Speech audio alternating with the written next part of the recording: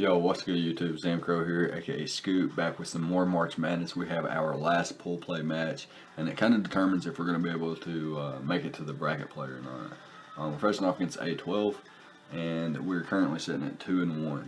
We would like to finish at 3-1. 2-2 is manageable, but we need to not be like, hit with a 5-0 or a 6-0 or anything like that. However, we play to win. We always play to win. The idea is to win. Doesn't matter who we're facing. The idea is always to win, and it is no different in this match with A1 here. So he's got Mew, Snorlax, Charizard X, Drampa, the Tangrowth, the Togetic. He also had a few other threats on the bench. I actually forgot what they were, and I no longer have the March Madness doc or anything like that to my access. Anyways. We've decided to bring Landorus, Therian, Mega Alakazam, Infernape, Scizor, Rotomosh, and Decidueye, leaving Oricorio and the Slacking on the bench for this match. And we've got a Rockium Z Landorus. It's kind of a defensive variant to kind of semi-check the Charizard X. We've got an Impish Nature with Stealth Rock, U-Turn, Earthquake, and Stone Edge. U-Turn will grab us momentum versus a lot of his squad. And we've got the Rockium Z Stone Edge because Charizard does not have to Mega Evolve first turn. So he could potentially be a Dragon Dance variant and set up in his regular form if I didn't have Stone Edge. So I'm packing the Stone Edge for that reason alone. And we got the Continental Crush to try to blow back the Charizard and never miss, as well as blow back the Togetic. Next up, we've got Mega Alakazam, which is a modest-natured Mega Alakazam. He did have the Jolteon on the bench, I remember that now, but I felt like if he brought it, he would only be outpacing my Infernape, and I am speed creeping a Jolteon that would be speed creeping an Infernape by 1 or 2 points. Speed creeping my Infernape by 2 points, so Jolteon by 1 point if it were speed creeping Infernape. Otherwise, I do have the Trace ability, so if I can Trace Bolt Absorb on Jolteon, then I'll be fine anyway. I've got the Encore, can Encore things like Snorlax into Curse, Mew into Roost, Zard into Dragon Dance, things like that, Tangrowth into whatever move it goes for, Giga Drain, whatever it may be, and same thing for Togetic if it goes for the Roost or Wish or anything like that, I can Encore it. And then we've got Psychic and Shadow Ball as our moves of coverage. Psychic hits his entire team outside of Mew, which is hit super effectively by Shadow Ball. And I do have the modest nature, so unless it's a very bulky Mew, it will be 2-hit KO'd. And our last move is Recover. We can recover up, predicting his own, switches and his own recovers and wishes and things like that. Next up, we have a Muscle Band Infernape with a Jolly Nature to outpace Mew always with U-Turn, Fire Punch, Close Combat, and Mach Punch. So the idea is to just always U-Turn out versus things like Mew. Maybe we can click Fire Punch into U-Turn if he's got something like the Togetic or the Tangrowth in. Hit it up with Fire Punch. He brings in the Mew, it takes the Fire Punch, and then we can U-Turn out. That'll be a nice chip on it. We can always U-Turn into things like the Decidueye or Scizor, depending on what kind of coverage he's revealed already. Speaking of Scizor, we have a Choice Band Adamant U-Turn Bullet Punch Superpower Sleep Talk variant. Reason being for Sleep Talk is we don't have a really solid switch into sleep outside of the Decidueye, which can easily be knocked off, and getting knocked off isn't really good for Decidueye either. And I do have a Yachi Berry. His 8th Mon would be the Diggersby. And I know that because of the way my team is structured to try to, avoid being blown back by Diggersby.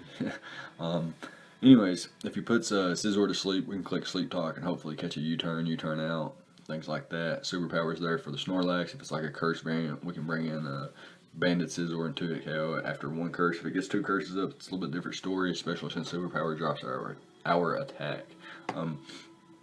Rotom is a defensive variant as well. With a little bit of speed investment, we've got Thunder Wave, Volt Switch, Hydro Pump, and Foul Play. Foul Play and Thunder Wave's there to try to negate Zard, kind of neutralize that as a threat. Volt Switch and Hydro Pump for the rest of the squad, obviously, and decided against bringing Toxic because I felt like Infernape, Scizor, and Decidueye alone really pressured Tangrowth. And if I were an offensive Landorus with Supersonic Sky Strike, it also pressured the Tangrowth, so he had to watch out for that as well. Last but not least, we have Decidueye, which is a Yachi Berry variant, Impish Nature, max XP, nearly max defense, kind of switches into Diggersby. If it's packing the knockoff, then that's a different story. However, I felt like Ice Punch was a little bit better because I have Landers and Decidui, where knockoff only hits Decidui, and Landers can kind of set up on a Diggersby locked into knockoff. Also, if he locks himself into Earthquake, that doesn't seem like a viable possibility. So return was his most likely thing, or most likely idea. So I felt like Scizor, the combination of Landers, Scizor, Rotom Wash, and Decidui really deters Diggersby from coming. But I had to be prepared for it anyway. But yeah, it's going to be the squad, so we can go ahead and hop into the replay here. So his only potential Stealth Rocker in this match is going to be his Mew. It was actually his only rocker on his team. So we're going to see what he wants to lead off with here, and we're going to lead off with our Rotom Wash, because had he led with Mew, we could paralyze it and go from there and see what he wanted to do. Oh, I forgot to mention, I don't have Defog or anything like that. My Decidueye's moveset is U-Turn, Leaf Blade, Spirit Shackle, and Roost. So the idea was to try to weaken his Tangrowth, trap it with Decidueye, and beat it down with the Spirit Shackle. Anyways, or just blow it back with Scizor or Infernape. Anyways, he leads off with a Drampa here. We're going to Thunder Wave him, and we get that nice parried Drampa there, but he drops a Draco, nearly knocks us out, and we're going to Volt Switch out and go into our Scizor, predicting a Draco there. It would have bounced off. Hyper Voice would also bounce off, and we can go for the Adamant U-turn there, as our opponent actually gets fully parried twice in a row, and he's not going to be able to get any damage off on us. And we're going to go into Mega Alakazam and just click Psychic. So a really nice start there, as our opponent brings in Snorlax to pursue trap us. We're nearly max HP though, so we're able to switch out there and still survive. Go into the Scizor. Had I clicked Superpower there, this thing would have been down, but I guess he did have Zard to go into. I'm going to go back one turn there. I switch out here, and I bring in my Scizor. And I want to talk about this play for a minute. So on turn 5 here, the reason I didn't Superpower was because he has things like Charizard in the back. However, I have a Rotom Wash at...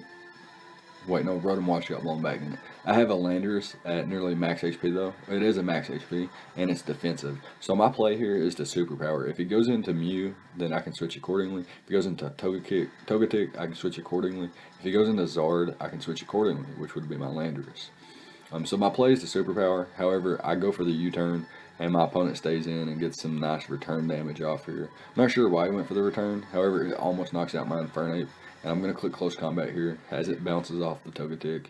And yeah, it really puts me in an unfortunate position. He's going to go for the Tri-Attack here as well, and he gets the Tri-Attack burn. Thankfully, my leftovers puts me just out of range, and I'm going to be able to Thunder Wave once again, as I missed the Tangrowth. That was a little bit unfortunate, as I could have just been able to Volt Switch out here, and I'm forced to try, to just go for the Thunder Wave once again, and then bring in my Landers on this turn. See what my opponent wants to do. As I go get my Rocks up, he did not switch out in anticipation of the Supersonic Sky Strike.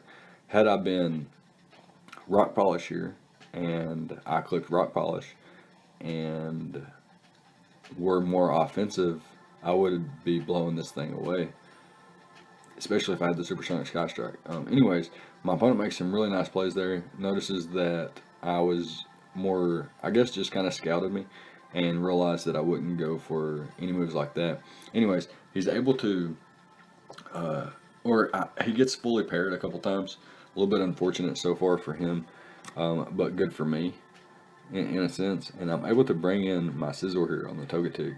And I can click Bullet Punch here, but I'm going to double out into Landers as my opponent clicks the Roost. So that was really interesting, as Bullet Punch would have knocked him out there.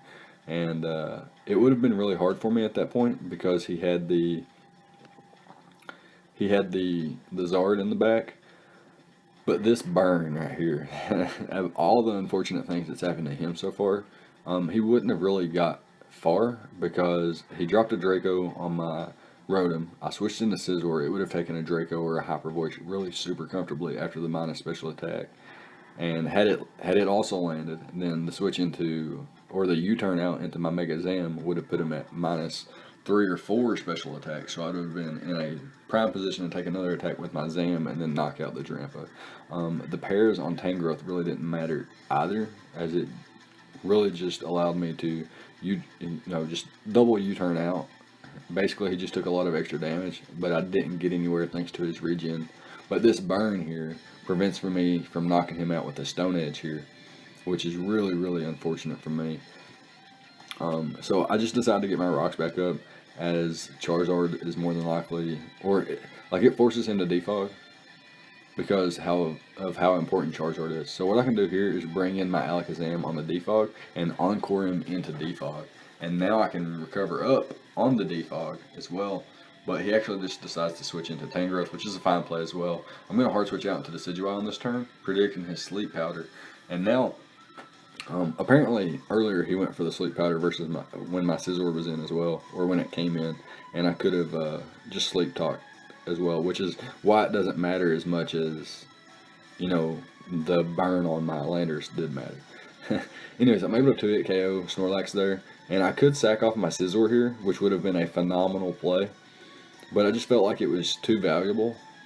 I just felt like it was way too valuable and decided to keep it. Had he went for Fire... Well, actually, he was Fire Punch, so it wouldn't have mattered. If he was Flare Blitz, it would have been awesome. And he catches me here with the Flamethrower as well. So really nice plays by A12. After the early game, he's trying to bring it back, and he's getting in a position to where he can do exactly that. He goes for the Hidden Power Ice once again. My Yachi Berry pops. And now I go for the Spirit Shackle to try to trap him once again. But he goes into Togetic, another smart play by him. And he's going to be able to roost up. And this is kind of long, drawn out right here, so I'm going to skip past this part a little bit. Basically, I don't want him to be able to switch into Zard and get a Dragonance up. If he gets a Dragonance up, it's over. But he is at really low HP now as well on the Zard. He may be in range of Choice Banded Bullet Punch, but I'm not 100% sure. And it would probably be smart for me to keep Decidueye as well, but I don't have another play here. I want to get my rocks up. I guess I could sack off Landorus, but I really want that sack as well. So what would be really nice would be to roost up on the same turn that he's a little bit weakened. And I know that he's going to roost up on the following turn after I get my roost off. And then I can switch into my Scizor. That would be cool. So this is a little bit time consuming here. I go for the Spirit Shackle repetitively. And essentially I get nowhere. I guess at the time I was also thinking that my opponent was free to switch out. But thanks to Spirit Shackle, he's not free to switch out. So I guess that's something I didn't consider during the battle, and I was afraid of his double into Zard nearly every time. At this point, though, I can actually PP stall him out of Flamethrowers, and he comes down to his last 2 Flamethrowers, and he starts using some defogs. He wants to keep a Flamethrower for Scizor, and I understand that completely. He starts going for the Tri-Attack, though. As you can see, it's ineffective. Defogs a couple more times. Of course, just wasting PP at that point. Eventually I will die to the burn damage.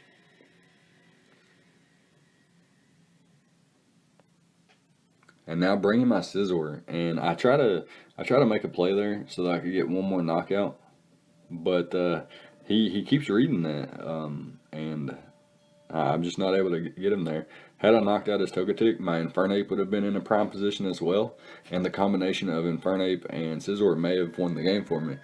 So it was really unfortunate the way I kept pulling the trigger, predicting my opponent to switch out, and that was never the case. And here I'm going to go for a U-turn to try to net a knockout on the Tangrowth, and of course he switches into the Togetic, and I'm not able to get that either. But yeah, it's going to be a good game to A12. We played him in the APA recently, and this was their second match in just a week's time, so that was really fun. Or 2 weeks' time, I should say. Playing him twice in a couple of weeks, really fun. I've heard really good things about A12, and I've actually played him in the CPC now a couple times. I've played him in the APA once, and I've played him here in this tour once. So that was really fun. Let me know what you guys thought about the prep and the plays on both sides of the field. Good game to A12. Good luck the rest of the tour, my man. Hopefully, actually, with this loss and his win, we both finish at 2-2, He has a better differential than I do though, so he will be going into the brackets 100%. And my differential actually was right behind his too, and I was above everybody else in our pool play. So A12 and I are both going to the bracket rounds, so look out for that. I will have the bracket rounds up following this video as well. Not in the same day, a couple days span, try to space out my content. But yeah, that's going to be it. So let me know what you guys thought about the prep and the plays on both sides of the field. Leave a like, comment, and subscribe, all the good stuff, and I'll see you guys next time. Thank you for watching.